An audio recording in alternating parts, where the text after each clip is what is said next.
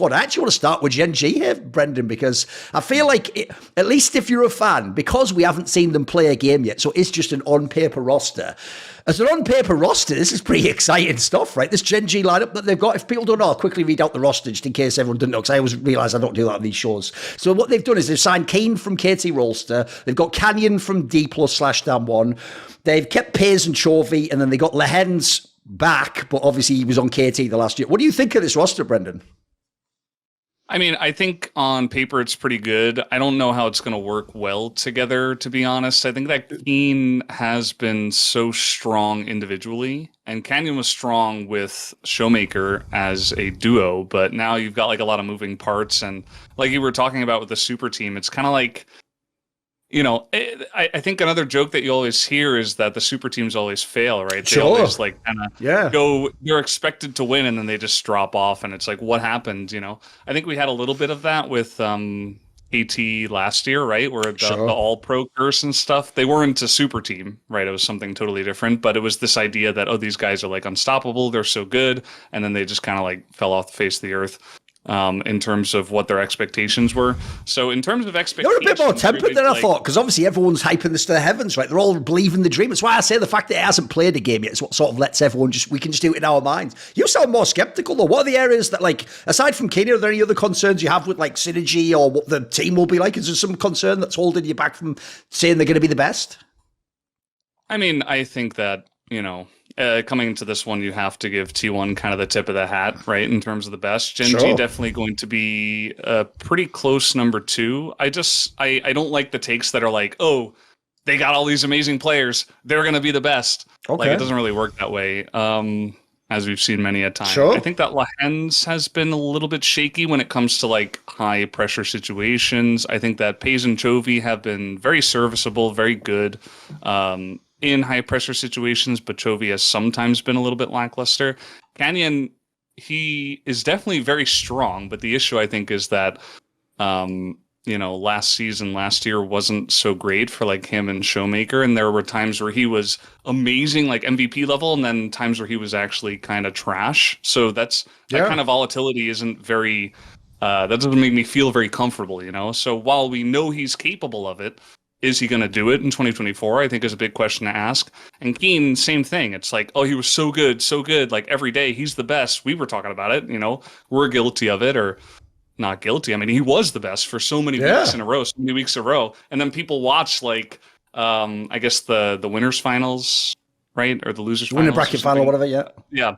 T1 KT, and they're like, oh, I thought this guy was supposed to be the best. Like, well, you know, they were saying he was the guy to watch. They were, And then he's, you know, all of a sudden falls off again. So I don't know. There's some players that are very consistent and very consistently good under pressure, not under pressure. Those are the players that I really rate highly, because sometimes it's just so disappointing to like watch a player be so good, and then all of a sudden it's like, where was he? Like, where'd he go? Well, that's actually a fair lens to apply. I hadn't really thought of that one. Instead of just looking at like how the team might do like every day, you're also trying to figure out like essentially like who would the clutch players be, or who's going to perform if they go to Worlds. You're sort of right on that one. I can't lie. Like some of these names have a bit, I mean, the joke is only Canyon's really done it at Worlds, right? Aside from that, you're sort of right. Yeah. Fair enough. Keire, where are you going on this one? Did you actually hype this roster? When you saw it, did you get like the board of that all the LCK fans to be like, oh my God, like, did you? No, here's the thing. I do have it because put it this way. I love Keire, okay, and I actually like all the top side of the map. Like I think they're excellent. But here's the problem.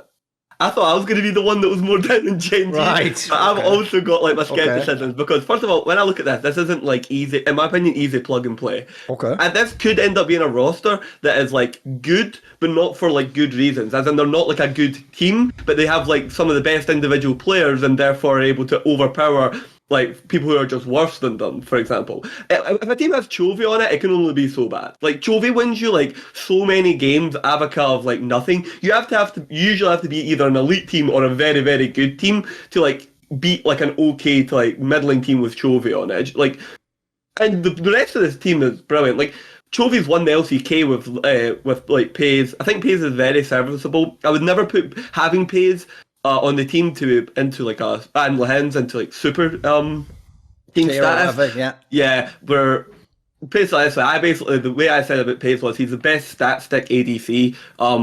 like in the LCK, where he's just like he's good at not making like many mistakes, which is a lot of the time a good thing to have with like Chovy. Like if your ADC just doesn't just randomly die or like give up on midsection or create a laning advantage bot lane that's just insurmountable, these are like positive things. For me, because I don't have the insight into the LCK of like the coaching and stuff, this team like needs like really good coaching and really good direction. They need to learn how they're going to move the ball, share the ball, what player is Canyon going to be, and particularly with the new map.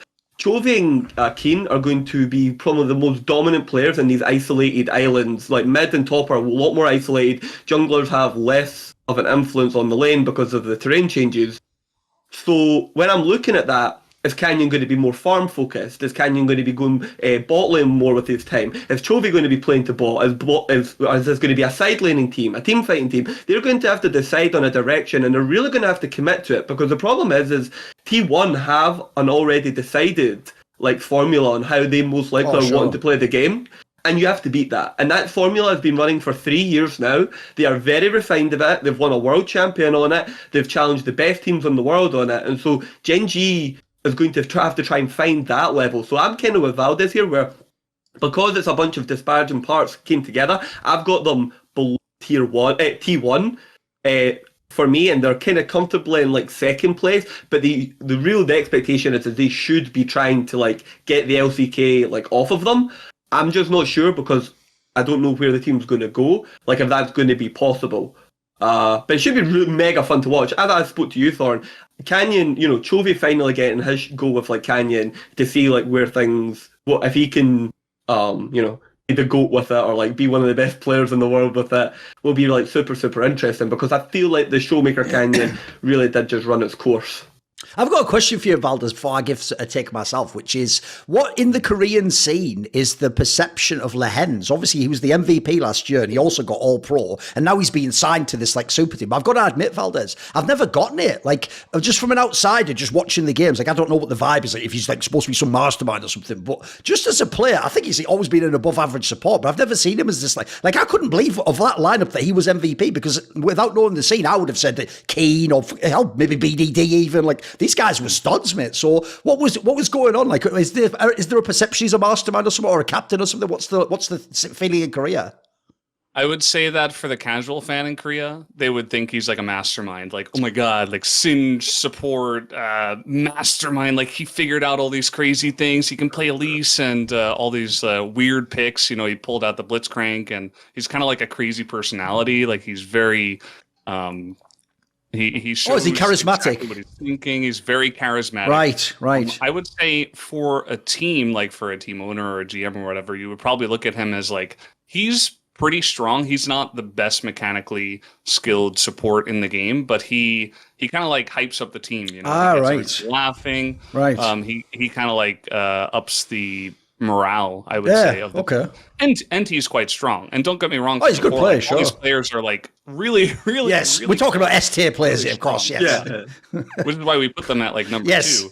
It's just like trying to like taper down on some crazy. No, by the way, I also think it's very reasonable to, since you are literally, essentially, you have to contrast them against T1 if we're going to talk about the best LCK team, and T1 is the world champion. So I think it's totally fair to critique them for the things they aren't, being as you pointed out, like everyone's pretty much already done the thing where you're, I can't believe this lineup's real. Like we've all done that that was the first week. It's months now, guys. We know the lineup. So here's my thoughts on this team. The problem is, like all super teams, there obviously is the world like your brain first sees when it sees the names, where you just think, what if they all just play awesome? Like I even think Keire sort of opened up the obvious copium there, if you want to believe this is going to be the best team, which is right now people do think that some of the terrain changes and some of the actual fundamental game changes to League are much bigger than past seasons. So actually maybe it will just make like solo laners fucking super sick. Maybe if you're like some god farmers, which it helps if you have fucking Keane and especially Chovy's probably the best farming player ever in League of Legends. Like the joke is, even though ADC was known to be the farming role, like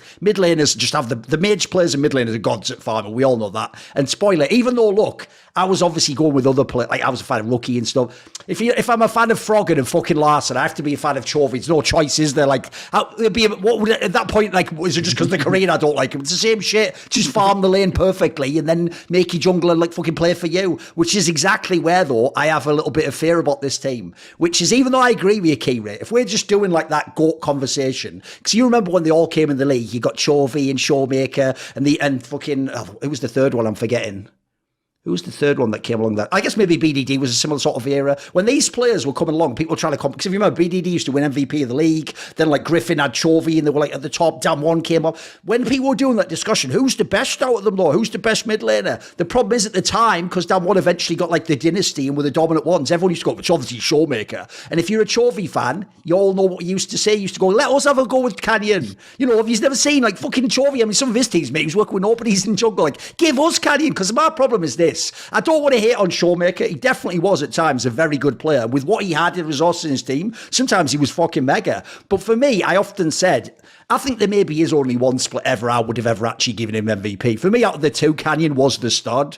And I don't want to diss Showmaker here. In fact, the funny thing is, still tell how much people watch LEC. Showmaker, to me, had a bit of sort of Niski in him, where he played with the jungler. You know what I mean? Like, it's like they played with each other, and sometimes for him if he was farming, quite frankly. And the reason I say it depends how much LEC you've watched this, because if you think of Niski from like 5 years ago, you think that's a diss. Niski now actually can also lane, by the way. He's also just a very good mid laner, so it's not even a diss. So I do have my concerns. The other obvious one is the Chovy Keane thing, where like, look, it's not, here's the thing. I will never say that Chovy choked at this last Worlds. That is a narrative that just people press too hard. I would say it's more like he just didn't play his best games. And even then, by the way, you can tell who never watched that BLG series, because he had a couple of fucking good games in that series. Like, he wasn't the reason they lost that series. So to me, I do think the problem is Keane hasn't done much internationally so far. That's been underwhelming at the Worlds I've seen him at. And then Chovy, it's more like I'm just waiting for him to be the MVP of Worlds, for real. Like, he's capable of doing it. He's that good. So I do think the pieces are there.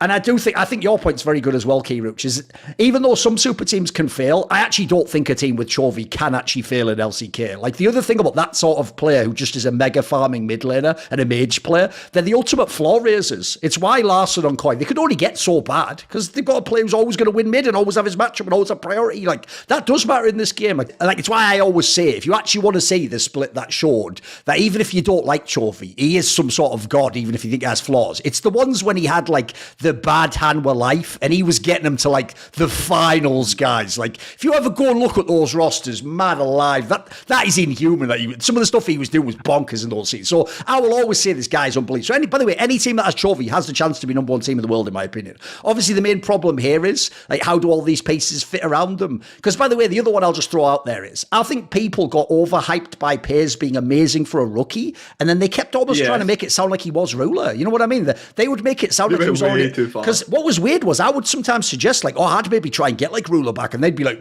or Viper, and then they'd be like, why? We've already got Paze. It's like, we know what, mate. I'll tell you what. Here's my joke. Go to any team with Viper or ruler and go, I'll trade you Paze for him. See if they do the deal or not. Like, I imagine they'd snap your hand off, mate. Like, that's the best player. He's the fifth best ADC in the LCK. At the end of the day, fundamentally, he is the fifth best ADC in LCK, and that's not like a diss against him, because the four people above him are like ridiculous. Like good, right? Yes. But they are not here, like, to take an NBA term, he's not a bus driver, as in, like, he is subservient to everything else. Yes. Like, the game and the whether or not GenG win or lose, like, games mostly does not actually come from whether or not, like, Paze is, like, moving around the map with his advantage. So, like, I've never understood, like, why he gets, like, credit for... Basically, he gets credit while other ADCs are having to do absolutely, like... Dude, I think there's two reasons why, and they have nothing to do with him. One is that he's a rookie, and I get it. Look, rookies normally... And they, look, from Korea they sometimes do, but rookies normally aren't, like, the best already. And then two, because everyone heard Ruler left, I think everyone had very low expectations. They were like, they're just bringing in, like, a rookie, and they lost Ruler, they didn't sign anyone. But, like, I agree with you, Keire, right? Put it this way, I'll give you an example. If someone only watched Worlds, they're going to be mega down on KT. But I think Aiming is better than Paze, and that's no diss to Paze. Because, as you're saying, mate, I've seen Aiming have to actually win games for KT. Like, the whole thing's just on his back at the end of the game, and he has to do some, like, bonkers play. By the way, he's also definitely lost some games as well, but that is the nature of being the type of player he is. But I tell you what, he can fucking... It's like at Worlds, he carried a bunch of fucking games, mate. He's part of the reason they were even in the playoffs. So, no, the thing with this team is it's probably the best example ever of a super team that really could be the absolute best. Like, it could do what JDG almost did last year, or it could really just be, like, stuck in second or third, because I actually think, like, it can't be too much worse if you look at the other rosters. See more cool, funny, interesting clips based on topics from my content? Well, subscribe to this channel then, or, be a pleb and don't.